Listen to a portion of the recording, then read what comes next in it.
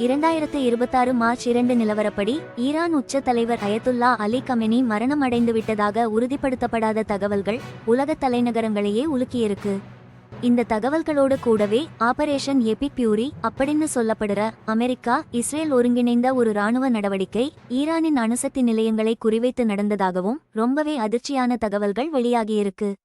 இதுவரை Tehran, Washington அல்லது ஜெருசலேம்ல இருந்து அதிகாரப்பூர்வ உறுதிப்படுத்தல் எதுவும் வராததால சர்வதேச பார்வையாளர்கள் ஒரு பதற்றமான தகவல் வெற்றிடத்துல தவிச்சுக்கிட்டு இருக்காங்க.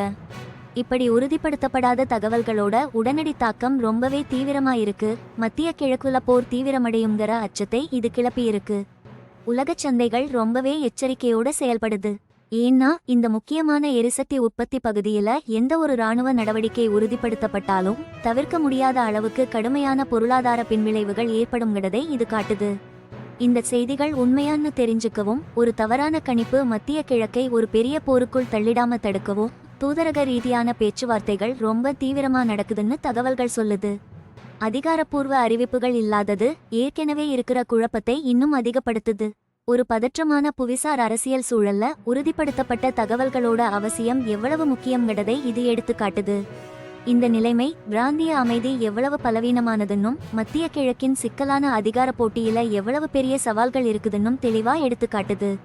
இந்த உறுதிப்படுத்தப்படாத தகவல்களுக்கு காரணமா ஈரான், அமெரிக்கா, இஸ்ரேல் இந்த 3 நாடுகளுக்கும் இடையில இருக்கிற ரொம்ப ஆழமான அரசியல் பதற்றம் பல வருஷமா இருந்திருக்கு. பல பத்தாண்டு காலமா ஈரானோட அணுசக்தி திட்டம்தான் ஒரு பெரிய சர்ச்சையா இருந்து வருது. அது இராணுவ தேவைக்குத்தான் அப்படின்னு மேற்கத்திய நாடுகள் ரொம்ப கவலைப்பட்டுட்டு இருக்காங்க. ஆனா ஈரான் இதை தொடர்ந்து மறுத்துக்கிட்டே வருது. இதனால பல வருஷமா பொருளாதார தடைகள், பேச்சுவார்த்தையில முட்டுக்கட்டைகள், ரகசிய நடவடிக்கைகள்னு ஒரு சுழற்சி போயிட்டு இருக்கு. இப்போ வந்துட்டு இருக்கிற உறுதிப்படுத்தப்படாத தகவல்கள் சொல்ற மாதிரி ஒரு நேரடி இராணுவ மோதல் வந்தா இத்தனை காலமா நடந்துட்டு இருந்த மறைமுக போர்கள், பினாமிச் சண்டைகள் இது எல்லாத்துல இருந்தும் இது ரொம்பவே மாறுபட்டதா இருக்கும். இதுக்கு முன்னாடி நடந்த சம்பவங்கள், அதாவது வளைகுடா பகுதியில கப்பல்கள் மேல நடந்த தாக்குதல்கள், ட்ரோன் தாக்குதல்கள் இதெல்லாம் இந்த பிராந்தியத்தை பல தடவை ஒரு பெரிய போர் வெடிக்கிற நிலைக்கு கொண்டு போயிருக்கு. அமெரிக்காவும் இஸ்ரேலும் சேர்ந்து ஈரானுக்கு எதிரா தாக்குதல் நடத்துனதா சொல்லப்படுறது ஒரு பெரிய ஆபத்தான பதற்ற அதிகரிப்பு. இது ஒரு ரெட் லைனை தாண்டின மாதிரி இதுவரைக்கும் இல்லாத அளவுக்கு ஒரு பெரிய பதிலடியை கொண்டு வரும்.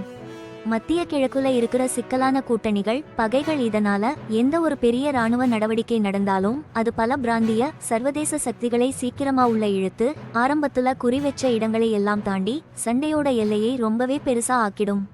உறுதி செய்யப்படாத இராணுவ நடவடிக்கைன்னு சொல்ற செய்திகள் நிஜமாக்கிட்டா உலக பொருளாதாரம், பாதுகாப்புன்னு எல்லாத்துக்கும் ரொம்ப பெரிய பாதிப்பை உடனடியா ஏற்படுத்தும். இதுல முக்கியமா கவனிக்க வேண்டியது என்னன்னா ஹோர்முஸ் ஜலசந்திதான். உலக எண்ணெய் விநியோகத்துல கணிசமான பகுதி போற ஒரு மிக முக்கியமான கடல்வழி பாதை அது.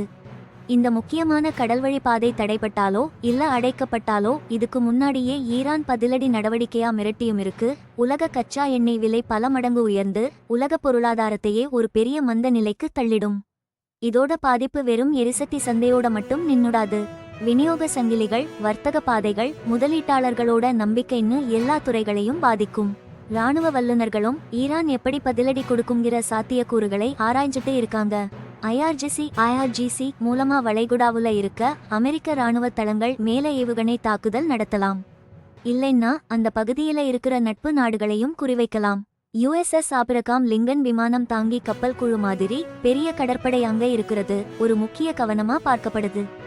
இது எந்த நேரமும் மோதலுக்கு தயாரா இருக்கிறத காட்டுது.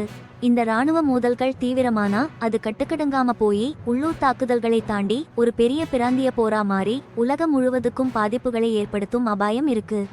அயத்துல்லா அலி காமெனி காலமானால் உறுதிப்படுத்தப்படாத தகவல்கள் சொல்வது போல ஈரானின் அரசியல் நிலைத்தன்மைக்கு அடுத்த தலைவர் யார் என்பது உடனடியாக ரொம்ப முக்கியமான கேள்வியாகிவிடும்.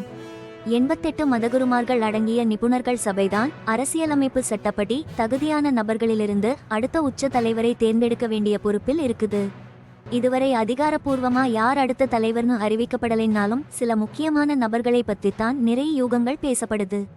மசூத் பெசஷ்கியான் இப்போ ஈரான் பாராளுமன்ற உறுப்பினராயிருந்தாலும் அவரை ஒரு தற்காலிக தலைவரா சில தகவல்கள் சொல்றது இவ்வளவு நெருக்கடியான சூழல்ல ஒரு தலைமை மாற்றம் எவ்வளவு ஊசலாட்டமா இருக்கும், நிச்சயமற்றதா இருக்குங்கிறத காட்டுது. ஈரானை பொறுத்தவரை வழக்கமா 40 நாள் தேசிய துக்கம் அனுசரிக்கப்படுது. இது எந்த ஒரு அதிகாரப்பூர்வ தலைமை மாற்றத்திற்கும் முன்னாடியே நடக்கும். இது உள்ளுக்குள்ள நடக்கிற அரசியல் நகர்வுகளுக்கும் வெளியில இருந்து வர்ற அழுத்தங்களுக்கும் ஒரு சாளரமா இருக்கும்.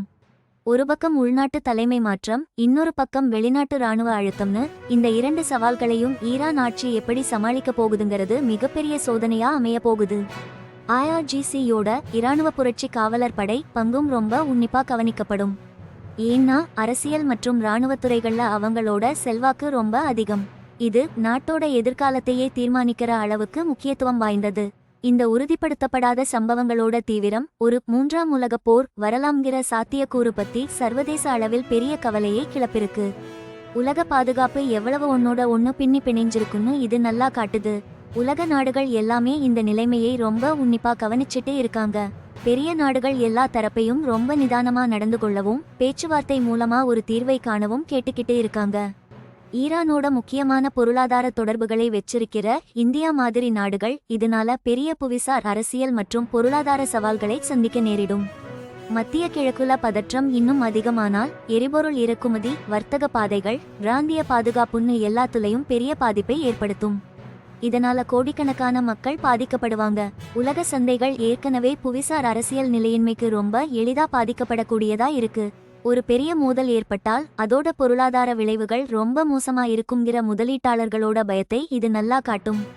இதன் காரணமாக சந்தைகளில் பெரும் ஏற்ற இறக்கங்கள் ஏற்படும். சர்வதேச சமூகத்தோட முக்கிய நோக்கம் என்னன்னா ஒரு பெரிய அளவிலான மோதல் வராமல் தடுக்கணுங்கிறதுதான். பேச்சுவார்த்தை அப்புறம் பதட்டத்தை தணிக்கிறது மட்டும்தான் இதுக்கான ஒரே வழிங்கிறதை அவங்க வலியுறுத்திட்டு இருக்காங்க. இந்த தகவல்கள் இன்னும் உறுதிப்படுத்தப்படாம இருக்கிறதால உலக அளவில் ஒரு பெரிய நெருக்கடி வராமல் தடுக்க உண்மையான தகவல்களும் ராஜதந்திர ரீதியான பேச்சுவார்த்தைகளும் இப்போ முன்னெப்போதையும் விட ரொம்ப அவசியமா இருக்கு.